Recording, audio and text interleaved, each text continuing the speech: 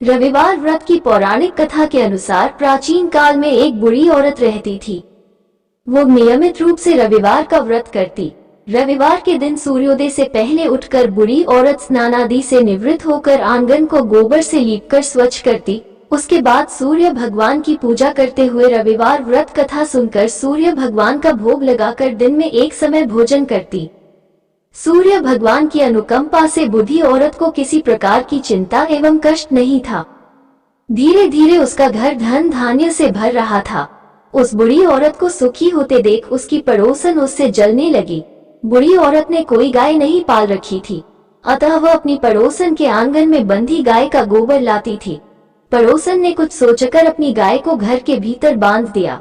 रविवार को गोबर न मिलने से बुढ़ी औरत अपना आंगन नहीं लीप सकी।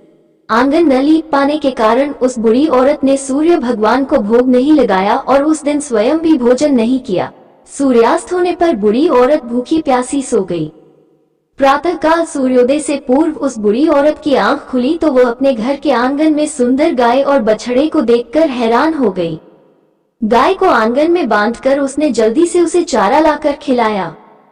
पड़ोसन ने उस बुढ़ी औरत के आंगन में बंधी सुंदर गाय और बछड़े को देखा तो वो उससे और अधिक जलने लगी। तभी गाय ने सोने का गोबर किया। गोबर को देखते ही पड़ोसन की आंखें फट गईं। पड़ोसन ने उस बुढ़ी औरत को आसपास न पाकर तुरंत उस गोबर को उठाया और अपने घर ले गई तथा अपनी गाय का गोबर वहां रख आई। सोने के गोबर से पड़ोसन कुछ ही दिनों में धनवान हो गई। गाय प्रतिदिन सूर्योदय से पूर्व सोने का गोबर किया करती थी और बुढ़ी औरत के उठने के पहले पड़ोसन उस गोबर को उठाकर ले जाती थी। बहुत दिनों तक बुढ़ी औरत को सोने के गोबर के बारे में कुछ पता ही नहीं चला। बुढ़ी औरत पहले की तरह हर रविवार को भगवान सूर्यदेव का व्रत करती रही और कथा सुनती रही। लेकिन सूर्य भगवान को जब पड़ोसन की चालाकी का पता चला तो उन्होंने तेज आंधी चलाई।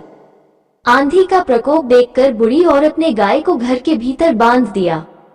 सुबह उठकर बुढ़ी औरत ने सोने का गोबर देखा, उसे बहुत आश्चर्य हुआ। उस दिन के बाद बुढ़ी औरत गाय को घर के भीतर बांधने लगी। सोने के गोबर से बुढ़ी औरत कुछ ही दिन में बहुत धनी हो गई। उस बुढ़ी औरत के धनी होने से पड़ोसन बुरी तरह जल भुनकर राख हो गई और उसने अपने पति को समझा बुझाकर उसे नगर के राजा के पास भेज दिया। सुंदर गाय को देखकर राजा बहुत खुश हुआ।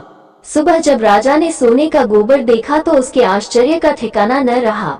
उधर सूर्य भगवान को भूखी प्यासी बुढ़ी औरत को इस तरह प्रार्थना करते देख उस पर बहुत करुणा आई।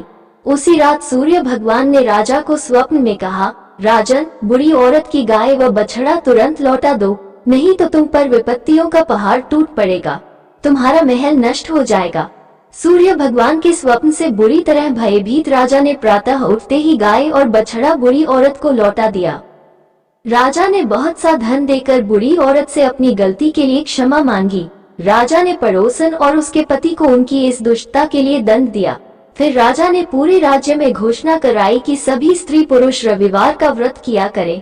रविवार का व्रत करने से सभी लोगों के घर धन धान्य से भर गए। राजतय में चारों ओर खुशहाली छा गई। स्त्री पुरुष सुखी जीवन यापन करने लगे तथा सभी लोगों के शारीरिक कष्ट भी दूर हो गए।